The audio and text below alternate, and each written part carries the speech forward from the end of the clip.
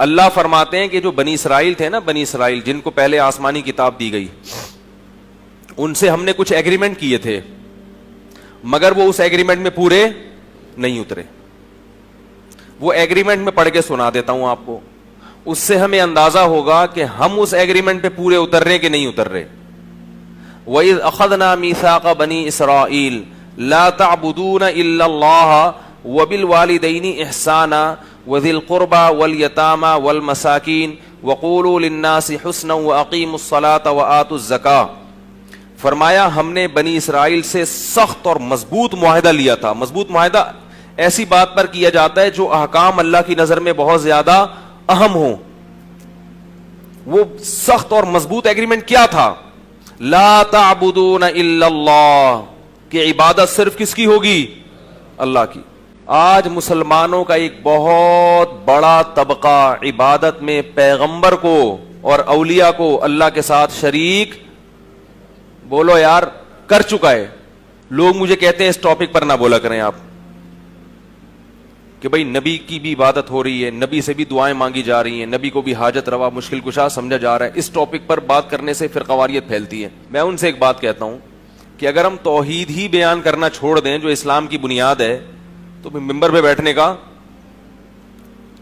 Doctor Zakir Naik صاحب اللہ ان کی عمر میں برکت دے، میں نے ان سے ایک سوال کیا تھا کہ یو کے میں یا بعض دیگر ممالک میں آپ پر پابندی کیوں لگی؟ انہوں نے کہا کہ میں نے اپنی اسپیچ میں یہ کہہ دیا کہ عیسیٰ علیہ السلام اللہ کے بیٹے نہیں ہیں، تو کیس میرے خلاف جو بنا وہ یہ کہ عیسائیوں کے جذبات مجروح ہو رہے ہیں. اس سے کیا ہو رہا ہے؟ بولتے یار آپ، عیسائیوں کے جذبات مجروح ہو رہے ہیں.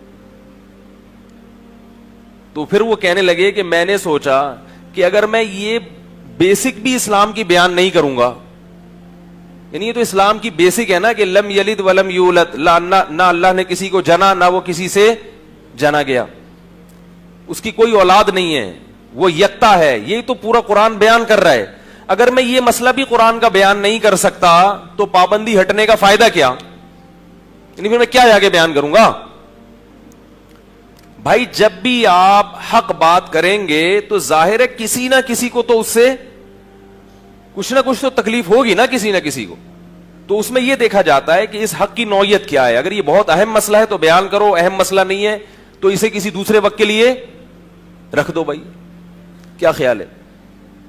بھائی بہت اہم ہے تو ٹھیک ہے، نہیں ہے تو پہلے اہم مسئلے حل ہو جائیں پھر اس طرف آئیں گے. لیکن اگر وہ اسلام کی بنیاد ہے اس کو تو بیان بہرحال. اب اگر میں ختم نبوت کا عقیدہ بیان کروں اور قادیانیوں کو اس سے تکلیف ہوتی ہے، ان کے جذبات مجروح ہوتے ہیں، بھائی ہونے دو. کیونکہ اگر آپ ختم نبوت کے معاملے میں لچک دکھائیں گے اس کا مطلب تو آپ کا پورا مذہب کا ستیہ ناس ہو گیا. پھر یہ تو آپ نے اپنی شریعت کو مان لیا کہ یہ منسوخ ہو سکتی ہے، تو محمد صلی اللہ علیہ وسلم کے ساتھ شرکت ہو گئی ہے. تو اسی طرح یاد رکھو ختم نبوت سے بھی زیادہ اہم مسئلہ اللہ کی توحید کا ہے، کیونکہ نبوت کا بنیادی مقصد اللہ کو ایک ہونا ثابت کرنا. انبیاء کا تو مقصد ہی ہوتا ہے. تو جیسے ختم نبوت پہ ڈاکہ برداشت نہیں ہوگا، ایسے ہی اللہ کی توحید پہ بھی ڈاکہ برداشت نہیں ہوگا، بلکہ یہ اس سے بھی بڑا جرم ہے. بھائی جیسے نبوت میں شرکت کسی جھوٹے نبی کی یہ بہت بڑا جرم ہے، اسی طرح اللہ کی الوہیت میں شرکت یہ بھی بہت بڑا جرم ہے، اور یہ پہلے جرم سے بھی زیادہ بڑا جرم ہے. تو یاد رکھو، خوب کان کھول کے سمجھ لو، یہ جو ہم اللہ سے قرآن میں کہتے ہیں ایاک نعبد، اے اللہ ہم صرف تیری عبادت کرتے ہیں، اس عبادت کا مطلب کیا ہے؟ لوگ کہتے ہیں کہ ہم محمد صلی اللہ علیہ وسلم کی عبادت تھوڑی کر رہے ہیں، ہم کوئی ان کی قبر کی طرف رخ کر کے نماز تھوڑی پڑھ رہے ہیں. اللہ نے بتا دیا کہ عبادت کا جو ایک بہت بڑا فرد ہے وہ ہے غیر اللہ کو مدد کے لیے پکارنا، غیر اللہ سے اسباب سے ہٹ کے مدد مانگنا. اسی لیے اگلا ایگریمنٹ کیا کروایا؟ ایاک نستعین، مدد صرف تجھ ہی سے طلب کرتے ہیں. نہیں یاری بات. پولیس سے مدد مانگنا یا کسی سے پانی کی مدد مانگنا کہ آپ مجھے پانی پلا دو، یہ مدد اور قسم کی ہے، اور یہ جو مدد صرف اللہ سے مانگی جاتی ہے وہ مدد بولو بھائی الگ قسم کی ہے. اگر کوئی کہے کہ نبی سے ہر قسم کی مدد مانگی جا سکتی ہے تو اس سے بولو پھر ایاک نستعین کا مطلب کیا ہے کہ اللہ ہم صرف تجھی سے مدد مانگتے ہیں, اس کا مطلب کیا ہے؟ پھر صرف کا مطلب تو صرف اللہ ہے نا یار بھائی. صرف انگلش میں صرف کسے کہتے ہیں؟ اونلی. اونلی کا مطلب کیا؟ اس کے ساتھ کوئی شریک نہیں ہے. آپ کہہ سکتے ہیں کہ وہ ہم اللہ سے مدد مانگتے ہیں اللہ سے, لیکن نبی سے جو ہم مدد مانگ رہے ہیں وہ اس لیے کہ اللہ نے آپ کو اختیار دیا ہے. تو اللہ یہاں ہر قسم کی مدد کی بولو بھائی. اللہ کہہ رہے ہیں ہم جب تم سے ایگریمنٹ لوں گا کہ تم جب مدد مانگو گے تو کس سے مانگو گے؟ صرف مجھ سے. اختیارات صرف اور صرف کس کے پاس ہیں؟ میرے پاس ہیں. یاد رکھو اگر اللہ کے سوا کسی سے اسباب سے ہٹ کے مدد مانگی, اپنی جانوں پہ رحم کھاؤ, ترس کھاؤ, فرقواریت مت کرو. دیوبندی بریلوی ایسے ایسے وہ آنے لگتے ہیں میرے خلاف نا کمنٹس کے, وہابی ہے اور یہ فلانے فرقے کا ہے, یہ اپنے فرقواریت پھیلا رہا ہے. تانے دیتے رہو, جہنم کی آگ میں لٹکے ہوئے ہوگے. اگر شرک قابل معافی ہوتا تو اللہ سب سے پہلے محمد صلی اللہ علیہ وسلم کے چچا ابو طالب کو اور آپ کے دادا عبد المطلب کو جہنم کی آگ سے بچاتا. ابراہیم علیہ السلام کے والد کو اللہ جہنم کی آگ سے بچاتا. شرک قابل معافی بولو بھائی نہیں ہے. آپ یوٹیوب پہ میرے خلاف کمنٹ سینکڑوں کر دیں, خدا کی قسم قیامت میں رو رہے ہوگے کہ مولوی صحیح کہہ رہا تھا, کاش ہم اس کی بات پر عمل کر لیتے. اور یہ میری بات نہیں ہے, میں کون ہوتا ہوں, یہ اللہ رسول کی بات ہے, یہ تو اجماعی عقیدہ ہے. حاجات میں اور پریشانیوں میں کس کو پکارا جائے گا؟ اللہ کو پکارا جائے گا. اگر ہمارے کسی بزرگ نے غیر اللہ کو پکارا ہے, غلط کیا ہے انہوں نے, لوگ حوالہ دیتے ہیں وہ فلاں دامت برکاتہم نے بھی تو کیا ہے. بھائی ہم دامت برکاتہم کے مکلف نہیں ہیں, ہم تو اللہ کی کتاب کے مکلف ہیں. ہر نماز میں ہماری زبان سے اللہ ہم سے اگلوا رہا ہے ایاک نعبد, اور اللہ کہہ رہے اس فاتحہ کے بغیر نماز ہی نہیں قبول کروں گا میں. اگلوا رہا ہے ایاک نعبد, ہم تیری ہی عبادت کرتے ہیں, و ایاک نستعین, صرف تجھ سے مدد طلب کرتے ہیں. بار بار کہہ رہے ہیں, بار بار کہہ رہے ہیں, لیکن بعد میں آ کے کیا کرتے ہیں؟ نہیں بھائی ادھر بھی جائز ہے, ادھر بھی جائز ہے, اس سے بھی مانگنا جائز, اس سے بھی جائز. یہ گستاخ رسول ہیں, یہ گستاخ اولیاء ہیں, یہ گستاخ ولی ہیں. لن یستنکف المسیح ان یکون عبدا للہ.